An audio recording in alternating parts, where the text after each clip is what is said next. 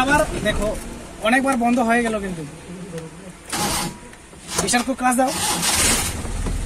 এবার গিয়ার দাও হ্যাঁ গিয়ার রেখে দাও এবার স্লেটারটা চাপ দাও ক্লাস আস্তে আস্তে ছাড়ো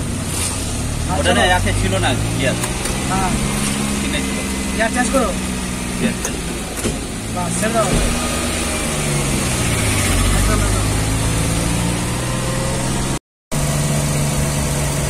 আস্তে আস্তে করে চলো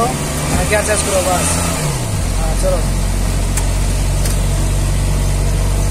যখন বৃষ্টি আসবে তখন এই যে সুইচটা দেখা যাচ্ছে এটা একবার ঘুরিয়ে দিবা তখন কি হয়ে যাবে তখন এই মালটা ঘুরবে তখন রাস্তা ক্লিয়ার হয়ে যাবে তখন রোডটা ভালো দেখা যাবে